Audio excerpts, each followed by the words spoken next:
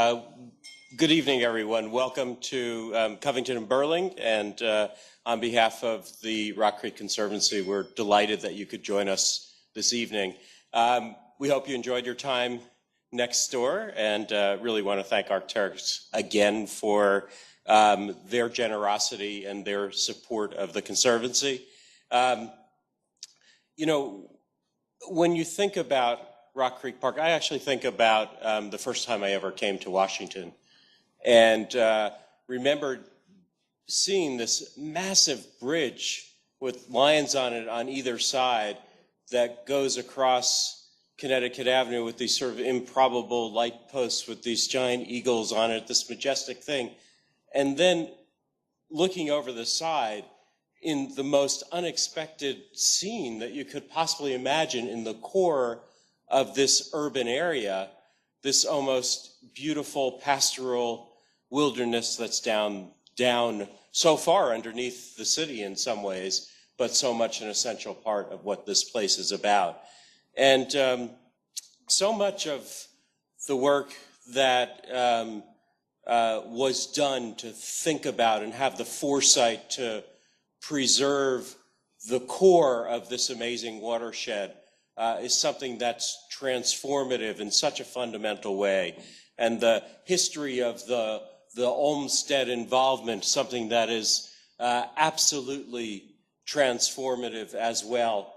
And the work, I believe that the Conservancy, in partnership with our great partner, Julia Washburn of the National Park, if you haven't met, is here, and I encourage you to meet, is designed to really recognize the inspiration that Rock Creek Park and the watershed provide to all of us, and the transformative ways in which it makes us better as people, as a city, as a region, and what we're going to hear about tonight, actually as a country, which is this amazing tie-in. We live in a place that is both intimate, but is also a public place.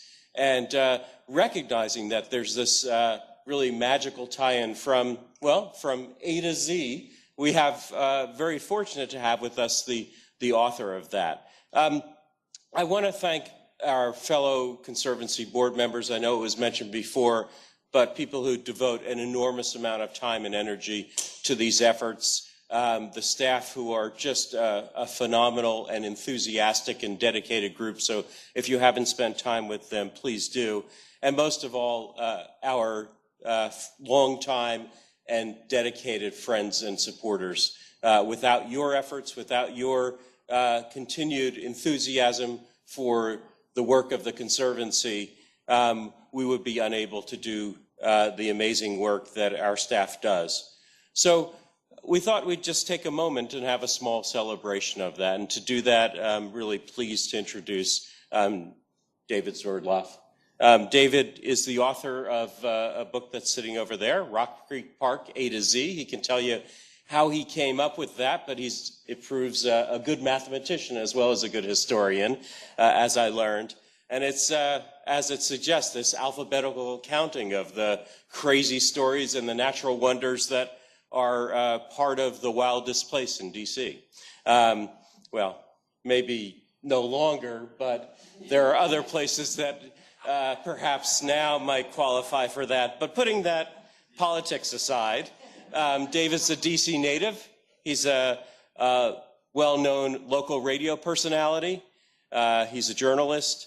And not only has he published a history of Rock Creek Park, he's also published a history of his own neighborhood, Crestwood, called 300 Acres, 300 Years.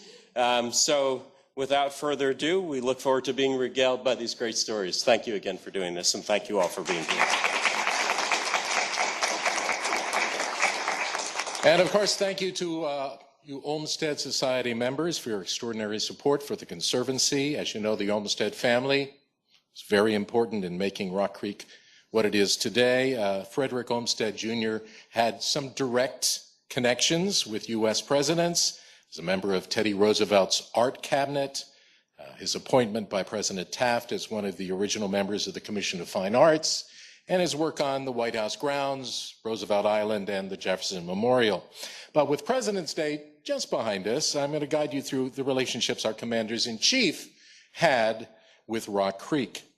In doing my research for my book, we have a lot of connections from A to Z, but we're going to look at U is for U.S. presidents, and the connections they had with both the park and the valley and the other parkland that is under Rock Creek jurisdiction.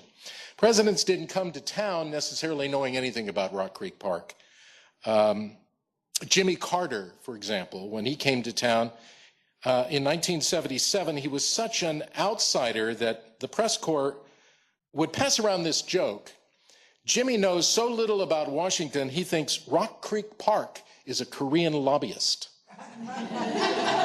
Not the best line, but Carter did learn to appreciate the park as a place for him personally to jog. Now, he used this throwback image of the White House on his 1980 Christmas card, and it helps us explain why Rock Creek Park may not have even existed were it not for the White House. For much of the early history of the president's house, the scene we're looking at wouldn't be that idyllic. As shown in the picture, the shallows of the Potomac River did reach nearly to the White House. However, look at these images from 1860. The water right by the White House was filled with raw sewage that had been dumped into the Washington City Canal. That's the canal in the photograph, percolating in front of the Capitol building. And on the map, fittingly highlighted in brown, you can see how the output of the canal was deposited into the river right below the president's place. Well, conditions were so unsanitary that some scientists believe typhoid from the water may have killed 3 of our presidents, William Henry Harrison, Zachary Taylor, both when they were in office, and James Polk shortly thereafter. The stench was especially unbearable in the summertime, so presidents from James Buchanan to Chester Arthur, and most famously Abraham Lincoln, took refuge at what we now call Lincoln's Cottage at the Soldiers' Home. So in response to these conditions, the Senate in June of 1866 mandated a search for a brand new and more sanitary site for the executive mansion to be surrounded by a buffer of parkland. The assignment fell to this fellow, Major Nathaniel Mickler of the Army Corps of Engineers, who didn't exactly follow the Senate's orders.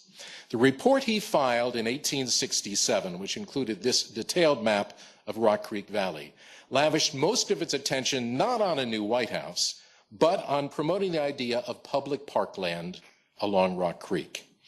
Mickler did assess 4 potential sites for a new executive mansion, including one now under Rock Creek jurisdiction. That would be on Meridian Hill. But the biggest impact of his report was to spark a campaign to preserve Rock Creek Valley as a national park, and that effort would succeed some 23 years later in 1890.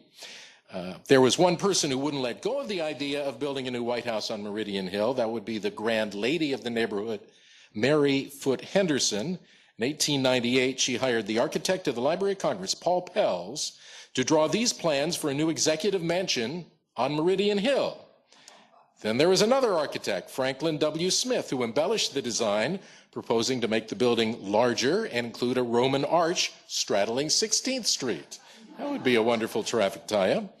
When that didn't happen, Mrs. Henderson suggested Meridian Hill maybe then as the place where the Lincoln Memorial should be built. John Russell Pope had already unveiled this, his own plan for a memorial to Lincoln on that site, but she commissioned her own design from 2 architects who came up with a triumphal arch rising at the end of a historic highway from Gettysburg to Washington. None of these things, of course, happened, but Mrs. Henderson did finally end up selling much of her land to Congress in 1910 for Meridian Hill Park. As for the history of connections between Rock Creek and individual presidents, we should start at the beginning with George Washington. According to legend, probably not fact, during the French and Indian War, Washington crossed Rock Creek at the Milk House Ford, near a military road today. Despite another legend and this vintage photo, the old stone house in Georgetown, which today is under Rock Creek jurisdiction, was not Washington's headquarters during the Revolutionary War. It is, however, the city's oldest building, dating to 1765. So what did George do? Well, as president in 1792, he wrote to Thomas Jefferson urging the construction of a stone bridge over Rock Creek. This bridge was the government's first capital project in the nation's capital. It was a boondoggle. The bridge piers settled 3 feet into the ground, and the planned stone bridge had to be converted into a wooden drawbridge. Washington was up and running. You can also thank George Washington, in a way, for one of Rock Creek Park's iconic structures. Carter Barron Amphitheater was erected in 1950. It was marking D.C.'s sesquicentennial, the 150th birthday of Washington as the nation's capital. And the purpose of the building was to stage Faith of Our Fathers. This was an annual summer pageant portraying the life of George Washington. It lasted exactly 2 seasons at what was originally called the Sesquicentennial Amphitheater. However, the person who was in charge of the I'm glad they changed the name. The Sesquicentennial Commission, Carter Barron, died between the first and the second seasons, and so they renamed the building in his honor. The historic pageant was then canceled because it did not draw big crowds, even though they cut the price for general admission to 90 cents.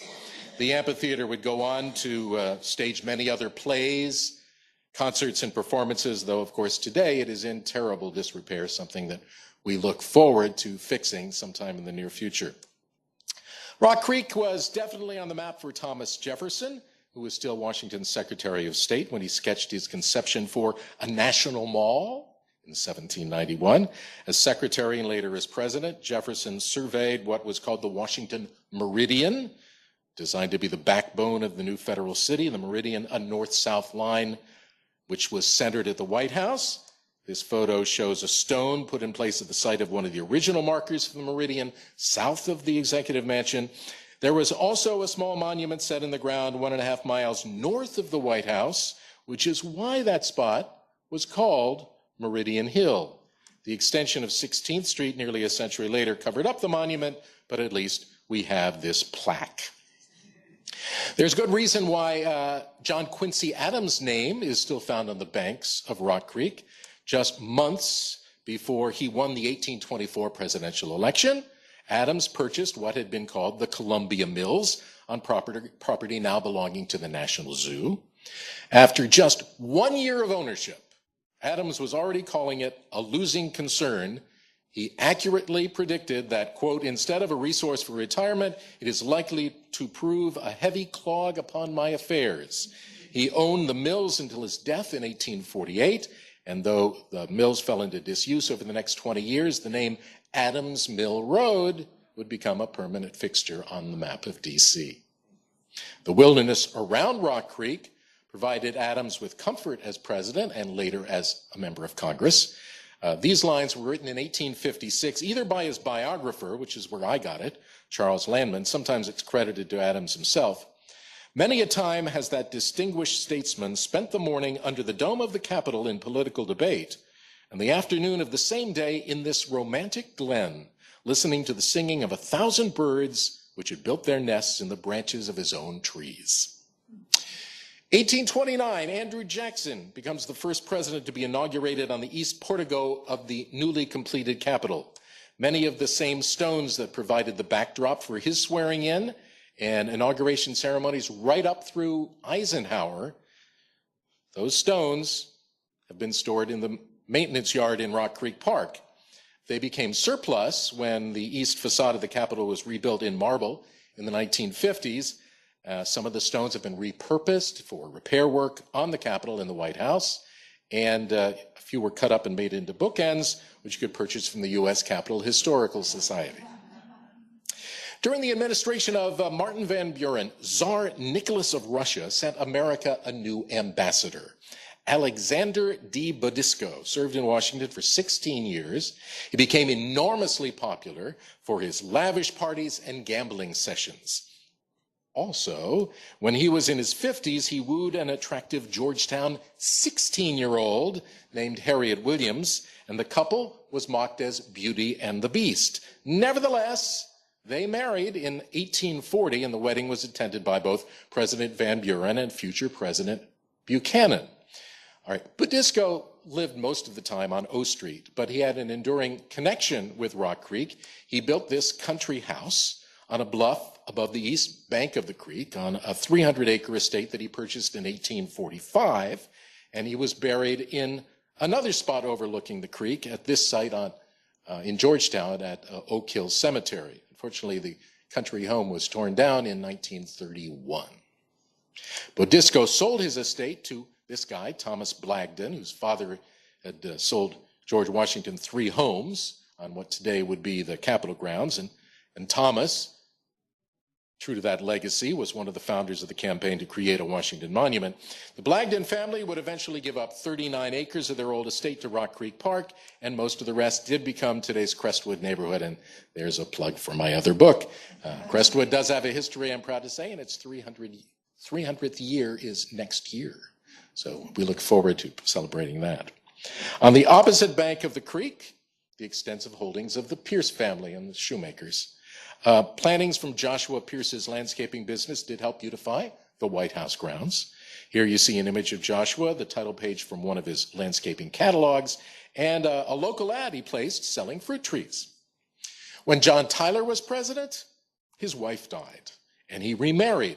He didn't quite pull a Budisco, but he was 54 and his bride was 24. There she is, Julia Gardner Tyler. She is said to have had extravagant taste. One biographer said she, quote, enjoyed picnics in Rock Creek with a beautiful Italian greyhound prancing about for ambience. James Buchanan's niece was the stand-in for First Lady for the bachelor president. Harriet Lane was her name. Her will included funding for a bronze statue of her uncle to be erected in Washington. However, many lawmakers questioned whether Buchanan merited having a memorial, and so it took Congress 15 years to accept her gift, and his likeness is now part of Meridian Hill Park. Abe Lincoln knew Rock Creek very well from his stays in the nearby Lincoln Cottage. That's the lower arrow on the map. And from his visits to the Civil War forts and fortifications that he had constructed circling the city. The map shows one section of the defenses from Fort Reno in the west to Fort Totten in the east. The sites and the ruins of many of these fortifications are today part of the Rock Creek system. The list includes Fort Stevens, which is the top arrow. Now, Fort Stevens was built on land seized from a free black woman named Elizabeth Proctor Thomas. They called her Aunt Betty, and she saw her house destroyed in the process, but claimed that Lincoln himself had consoled her with the words, "It is hard, but you shall reap a great reward." She never did get that reward, but she would always say that had Lincoln lived, she would have been paid back for her losses. More than 8 months before the Emancipation Proclamation, Lincoln freed D.C.'s 3,100 slaves, including quite a few living on land that is currently part of Rock Creek Park. That includes these men and women listed on a petition signed at the bottom by slave owner Joshua Pierce. The law that freed the slaves, the D.C. Compensated Emancipation Act, did just that. It compensated slaveholders for releasing their so-called property. The owners, however, had to document each slave, and it's from this paperwork that we learn a great deal about the locations, ages, appearance, and abilities of many of the African Americans who had been living in slavery. In July of 1864, Lincoln traveled to Fort Stevens on both days of the Civil War battle that just barely saved Washington from being overtaken by Confederate forces. Now, on the first day, the carriage didn't use the main road. The main road is the one traced in blue on the map. That's 7th Street Road, which would become today's Georgia Avenue. Instead, the first day, Abe took the scenic route through Rock Creek Valley on the old Piney Branch Road. Out of downtown Washington, you would get to Piney Branch Road from an extension of 14th Street, marked in yellow there. That's the present-day Ogden Street, if you ever use that as a shortcut. One-way street goes diagonally. And then you'd go over the creek on this very small wooden bridge, pictured on the left, and then you'd go to Piney Branch Road, the road in green, north to Brightwood and the fort. Now, Lincoln that first day may have been the target of a sharpshooter, but there's no doubt on the second day he was fired upon while he was in the fort. He was nearly hit, since a bullet wounded a Union surgeon standing just a few feet away. That incident made Abe the only U.S. president to come under enemy fire while in office. The plaque on the right, dedicated in 1920, depicts the scene, as does the 1903 newspaper engraving on the left. Lincoln also made history at Fort Stevens in two other ways. Number one, he became the only commander-in-chief to issue a battlefield order. This is his written recollection 3 months later of his order that directed Union forces to shell private homes around Fort Stevens where rebel marksmen had found cover. Also, when he looked over the field of battle, which of course stretched west across Rock Creek, one of the Confederate generals facing him was not only his wife's cousin, but was also the man who had been America's previous vice president. In fact, John Breckinridge of Kentucky had run against Abe in the 1860 election, and he came in second in the Electoral College. Then there's the final way that Rock Creek Park intersected with the life of Lincoln, or really about his death. The day of the president's assassination, John Wilkes Booth had to hire a horse for his getaway. His alibi was he needed the horse because he wanted to take a ride out into the country around Rock Creek. The owner of the stable testified at the trial of the co-conspirators that Booth told him he would be riding out to Crystal Spring. That's about where the Rock Creek Tennis Stadium is today. One more fact about Abe Lincoln involves the dedication of the Lincoln Memorial in 1922. Although Abe was the great emancipator, some of the official seating at the ceremony, believe it or not, was segregated. The person responsible, the man on the right, Lieutenant Colonel Clarence Sherrill. He also supervised Rock Creek Park at the time, and he actually tried to install white and colored signs within the park. Nevertheless, you can enter the park today on Sherrill Drive. I'm asking you that perhaps you can support a little campaign I've started to remove his name from that street.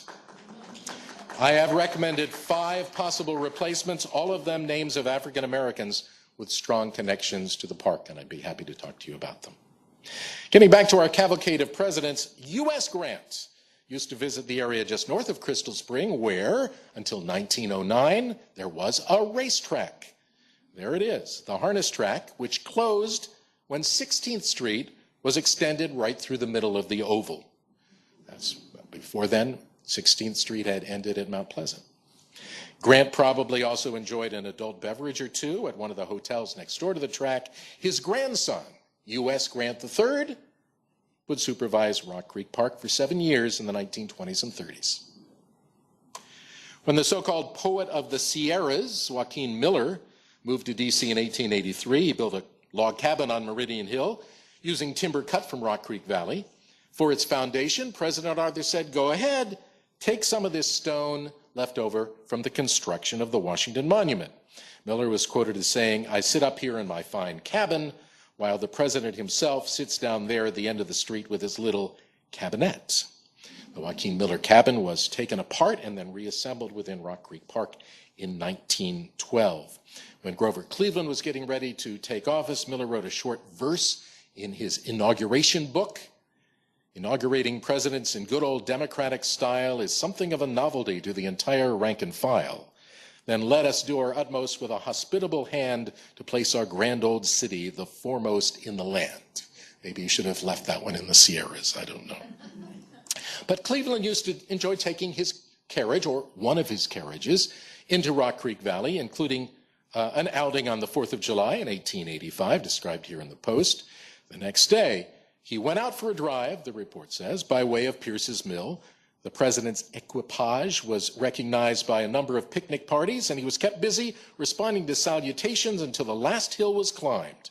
One of the final pieces of legislation signed by Cleveland was the one in 1889 that created the National Zoo, of course, on the banks of Rock Creek. The next year, President Benjamin Harrison put his signature on the act creating Rock Creek Park itself, in a victory the Evening Star described as one for the people. On the left is part of the law that established the park. I think it's interesting that you never see an equivalent document for the founding of the zoo, and that is a wonderful Washington story too, because the zoo was not authorized by a separate bill, but by an amendment attached to a huge omnibus appropriations bill. And so we have the National Zoo. No president ever had the same passion for Rock Creek as Theodore Roosevelt, drawn here in his hiking outfit. Now, some critics preferred that he satisfy his love of the outdoors in Rock Creek instead of, say, going out west where he might be out of touch for longer than just an afternoon. This 1903 cartoon complains that he was sight unseen for several days as he visited Yosemite. In his autobiography, Teddy wrote, "When our children were little, each Sunday afternoon the whole family spent in Rock Creek Park, which was then very real country indeed." TR described how he also hiked with friends and soldiers. Often, especially in winters and early springs, we'd arrange for a point-to-point walk, not turning aside for anything. We like Rock Creek for these walks because we could do so much scrambling and climbing along the cliffs. Now, stories about Teddy often focus on reports that he went skinny dipping in Rock Creek Park. I do have a video. Actually, I had a video. It didn't load well, so we'll say that this is him skinny dipping at night. But what he did was do this one time with a man named Jean-Jules Jousserand, the ambassador from France, who became a very, very close friend of his. And this was his account of this first meeting they had when they went skinny dipping somewhere in D.C., we don't know, maybe the Potomac. Before their first hike together, Jousserand showed up at the White House in a silk hat and afternoon coat, expecting a literal stroll in the park. Instead, he soon found himself covered in mud, and still he kept at it even when the president removed all of his clothes and entered the water. Jousserand wrote, "I too, for the honor of France, removed my apparel, everything except my lavender kid gloves." He explained to Roosevelt he did not want to be embarrassed to be without gloves should they meet any ladies.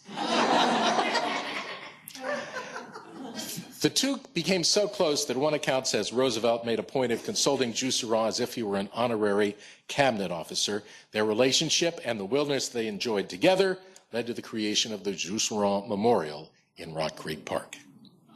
According to legend, Teddy Roosevelt named Boulder Bridge. I don't know that that's true, but what is a fact is that after he lost a ring in the vicinity of the bridge in July of 1902, a lost and found ad was placed for the president in the Evening Star. There it is. It's claimed that the gold ring went missing 100 yards above Boulder Bridge. The Post reported that a small army of men and boys scoured the park looking for it. Today's park visitors can hike nearby on the Theodore Roosevelt Side Trail. Not far from that trail, up on the hillside, there used to be a fenced-in area, about 20 or 30 acres, on the Blagden estate. It was then owned by Thomas Blagden's son, also named Thomas, who used the field, believe it or not, to breed deer. Deer had long been eradicated from the area. And hard as it is for us to believe today, residents of Washington would travel up from the city just to look through the fence and get a glimpse of these very unusual, rare animals. In a letter to his son, Archie, the president described one hike he took in June 1904 when he climbed into the Blagden Deer Park, read that, trespassed, and almost walked over such a pretty wee fawn, all spotted, it ran off like a little racehorse, and yes, that is Teddy's own drawing of the fawn. TR would also go riding in the park. This is the photo the Washington Times put on its front page in 1919 when Teddy died. The paper called it the most famous picture of Theodore Roosevelt, specially posed and taken in Rock Creek Park. His outings could become dangerous. This report in the Post in 1908 contended, quote, "Horsemanship learned on the Western Plains saved President Roosevelt from serious injury or death while riding in Rock Creek Park. He was trying out a young artillery horse, It became frightened when crossing through a ford, probably the one that used to exist before the 1950s near Broad Branch Creek. And the account went on, Mr. Roosevelt was thrown from his saddle and was severely bruised by contact with the boulders, but Teddy remounted his horse and then rode on for another hour. This is part of a spread in the Sunday Star in which jumping over hurdles was called the president's pet hobby, one he and a favorite horse pursued in Rock Creek Park in May 1907, what the article described as the meadows beyond Pierce's Mill. And one of my favorite accounts is this one. November 7th, 1908, Teddy visited the War College, and he challenged a group of officers to join him that afternoon on a hike through Rock Creek Park. They did not know what they were getting into. The Baltimore Sun printed a detailed article about that walk, and at one point compared the president with a chimpanzee. This is a photo that may very well have captured that moment. The listing by the Library of Congress indicates that this picture was taken the same week. No location is given, but I believe it's the same expedition. As you get a good look at the photo, let me read excerpts from the Sun article. President Roosevelt, through marsh and dell, woodland and field, up hill and down dale, led 50 Army officers on a 12-mile jaunt. Tearing through brambles he went, and far in the rear came the perspiring host of the swivel chair cavalry. After 2 crossings of the creek, ahead loomed a 60-foot cliff, almost perpendicular. Catching at root and rock, the president went at the face of the cliff, and the chimpanzee in the zoo across the park instinctively felt that somebody was going him one better. One of the generals turned to the rest, saying, and he calls this his daily exercise. The head of the War College ended up getting his revenge on TR on a riding trip through the park later. He managed to slip through the opening of a Y-shaped tree trunk with Teddy following behind, but the president got wedged in the tree. The other riders struggled to pull him out. Historian Benjamin Franklin Cooling writes that for years thereafter, Roosevelt would point at the college president when they met and, squinting through his glasses, thunder, "You son of a gun, remember the day you got me stuck in that tree." You would think the president most likely to get stuck in the tree would have been Teddy's successor. This photo shows William Howard Taft playing golf, alas, not at Rock Creek, which didn't have its course yet. As a cabinet member, Taft would join Roosevelt on hikes in Rock Creek Park, and he continued his visits as president and later as Chief Justice. One news report called the Tea House at Pierce's Mill a favorite resort where President Taft and members of the Washington Smart Set often stop and sip tea. In 1912, he was on a drive with his brother-in-law and an aide when they, quote, came upon beauty in distress in Rock Creek Park. The Associated Press Dispatch describes the car the presidential party happened upon. Its front wheels and a part of the body were hanging over a bank 15 feet above Rock Creek, looking ready to plunge down at any moment. 2 frightened women and their driver were looking at the machine but apparently helpless. Taft and his companions towed the car back onto the road, and they went on. The Evening Star noted that Taft was a keen admirer of that Connecticut Avenue Bridge that was completed in 1907 and was often seen crossing it on foot in the course of his rambles about the Rock Creek Valley, says the article. The span was one of America's first cast concrete bridges, and it was so expensive to build that Washingtonians commonly called it the $1 Million Bridge. As you can see in this real estate headline, the bridge, of course, got a new name after the death of the former president. We now call it the Taft Bridge. Woodrow Wilson, he liked hiking, driving, and even, according to that article, horseback riding in Rock Creek Park. He wooed his second wife, Edith, by taking her on romantic walks in the park. His driver would drop the couple off on Ross Drive, then wait as they strolled in the woods, and then pick them up further down the road. After he suffered a stroke in 1919, President Wilson still enjoyed motoring through the park. On one such outing with his wife in 1920, they picked up 3 boys who had been swimming in the creek when they were caught in a summer rainstorm. And according to the Baltimore Sun, they all rode together around the park and chatted for about an hour before the children were dropped off at home. Shortly after he left office, Wilson was enraged by the proposal to build a golf course in the park. He wrote to the superintendent, "I am loath to believe that such an unforgivable piece of vandalism is even in contemplation."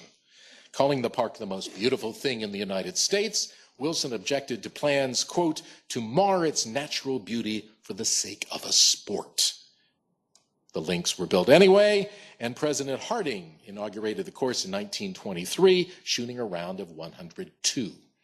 50 years later, President Dwight Eisenhower would occasionally tee off at Rock Creek, although this photo I found of him is actually at Burning Tree in Bethesda with the Japanese Prime Minister.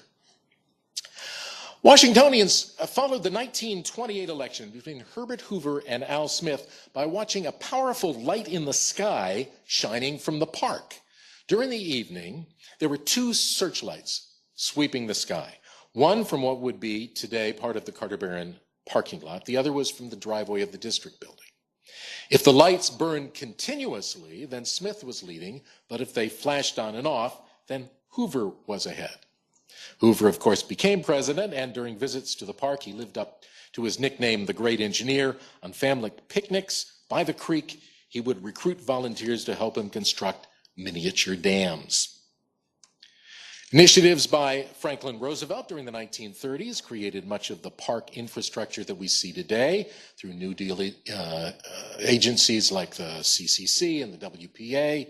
Unemployed Americans were put to work building footbridges, paths, and horse trails. They erected the park police station and other buildings in the park. They planted trees and shrubs, renovated Pierce Mill, Klingel Mansion, and Fort Stevens, and helped to construct Piney Branch Parkway. By executive order in 1933, FDR put Rock Creek Park for the first time under the supervision of the National Park Service, of course part of the Interior Department.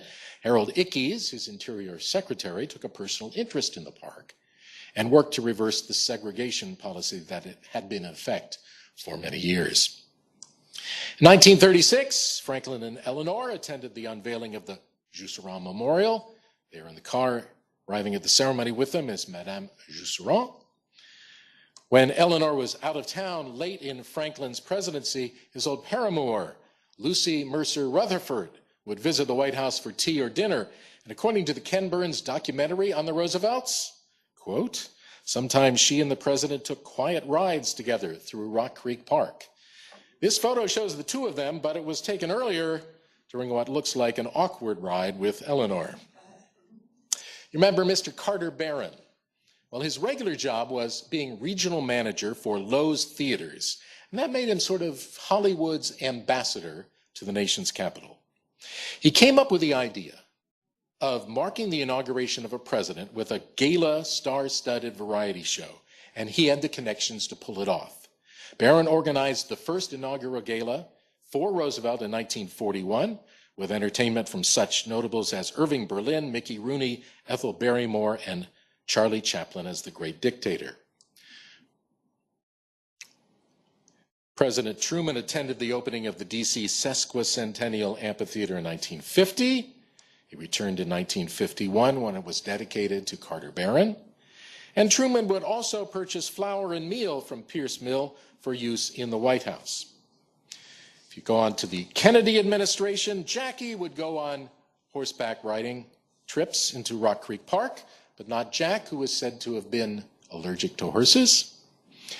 The daffodils that announced the coming of spring, which, I don't know, are they out yet, even though it's still February? They were planted as part of Lady Bird Johnson's beautification program. I love this picture. She launched the initiative at a symposium in 1965. Can you imagine having today a White House conference on natural beauty? Richard Nixon engaged in diplomacy on the banks of Rock Creek by bringing the first two giant pandas to the National Zoo from China. The pandas continue to attract presidents and first ladies, shown in these clippings and posts about Gerald Ford, Rosalind Carter, and Michelle Obama. Ronald Reagan occasionally rode horses on park trails and practiced horse jumping at the Rock Creek Equitation Field, though this photo shows him at Camp David. When Reagan was elected, several Secret Service agents were rushed into emergency horsemanship training in Rock Creek Park so they could protect him on horseback. Let's just say that not all of them passed. Nancy Reagan visited the park each year to support the therapeutic riding program at the Horse Center. The program assisted White House Press Secretary James Brady after he was wounded in the assassination attempt on President Reagan in 1981. Some of Bill Clinton's jogging trips, took him along the creek. He also used Pierce Mill as the backdrop as he promoted clean water legislation in 1995, pointing out signs by the creek that warned of poisons and pesticides. He told a crowd, "To those who say we have nothing more to do to clean up America's waterways, I urge them to come here to Pierce Mill and read the sign." Of course, today we still have signs by the creek like this one. As you can see, Barack Obama also went politicking within the Rock Creek system. He promoted his 2014 highway plan with a speech at Georgetown Waterfront Park. I believe that's the newest park in our system. Connections between Rock Creek Park and Donald Trump. That's been a difficult puzzle. Daughter Ivanka and husband Jared Kushner have gone running on park trails. They love the park. There were a couple of times last August when a flashing message board that belonged to DC Water was hacked and instead spelled out a profane message about the president along Beach Drive. Vice President Pence has gone horseback riding in the park, most famously last July with Interior Secretary Zinke. That's when Secretary Zinke used a park police helicopter to get back from an appearance in West Virginia in order to make it to the park on time. The Interior Secretary also reported for his first day of work riding a U.S. Park Police Irish sport horse named Tonto in a scene that was meant to recall the days of Teddy Roosevelt.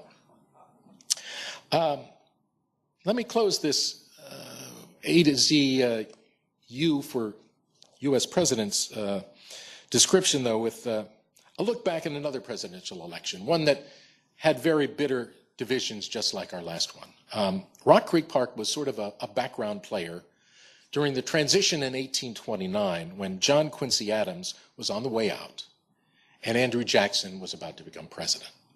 It had been a nasty campaign. Whoops, let me go back. Very nasty campaign is shown by these images in which Adams was threatened with hanging and a list was made of Jackson's bloody deeds. Shortly after the election, Jackson's wife died, weakened, many people said, by the effects of all the mudslinging, including accusations that the two of them had married before she had divorced her first husband. Jackson was angry when he got to Washington, and he did decide to not follow protocol. He did decide not to call on President Adams at the White House. So the outgoing president decided he'd pay him back by moving out of the executive mansion the night before the inauguration and then refusing to attend the swearing in. Instead, Adams went horseback riding in what was described as the suburbs of Washington. Well, knowing John Quincy Adams and his history with Rock Creek, I'm betting that he went riding in Rock Creek Park. And there he was in a landscape he enjoyed near the mill that he owned. And he's on the heights looking down. Perhaps he can see in the distance the crowd, the throng of Jackson supporters celebrating at the White House, which you may remember from your history led to a great deal of wear and tear at the president's mansion. What I can tell you for sure is where the outgoing president took up residence on Inauguration Eve. He moved to the estate that he rented on Meridian Hill, which of course is part of the Rock Creek Park system. So those are some of the stories between American presidents and our valuable green oasis of Rock Creek Park.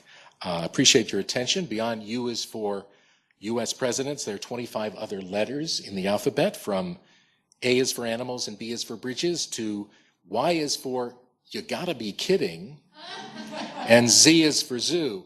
I'll tell you what I mean about you gotta be kidding. One of my favorite things is when people were first thinking of maybe preserving some of Rock Creek Park because the creek was getting to be polluted and they wanted to save this source of water as well as the green space. The person who was in charge of sanitation for the city of Washington had a different idea. He said, yeah, let's build a park, but let's make a good part of that park a gigantic reservoir. He wanted to build a dam just above Georgetown on Rock Creek. And it would have been a 300-foot high dam. So I've actually taken in the book, I've taken a contour map of the lower Rock Creek and painted in blue everything that's 300 feet or lower.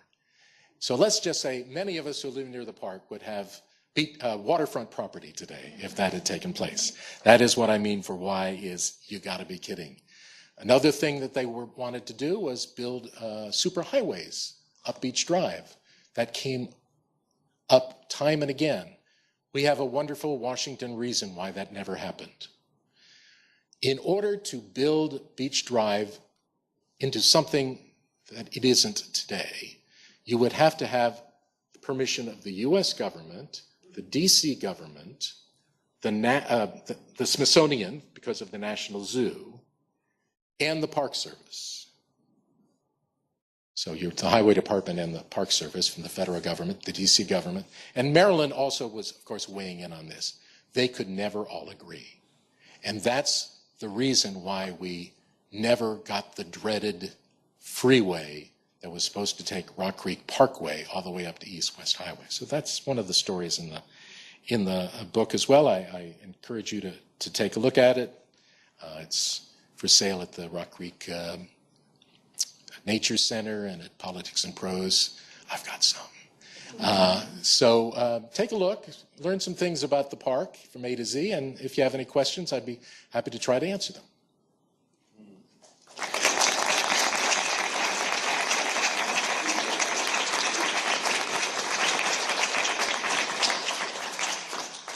Any presidents that I've missed that you know any stories about Rock Creek Park? I sure would like to learn. Any questions at all? I was wondering if anybody's ever heard of the, what's it called? The Capper-Crampton Act. Anybody ever heard of the Capper-Crampton Act? Just thought I'd mention that. President Hoover signed the Capper-Crampton Act, 1930. This was very important. We should all know this act. It's provided federal funding and cash advances that made possible the expansion of green space throughout the district and into Maryland. It includes mostly the Rock Creek watershed, but much more than that. Melvin Hazen Park was made possible because of this act. Rock Creek Regional Park in Maryland was made possible because of this act. This was the way everything was funded. So let's give President Hoover a little bit of credit for the Capper-Crampton Act.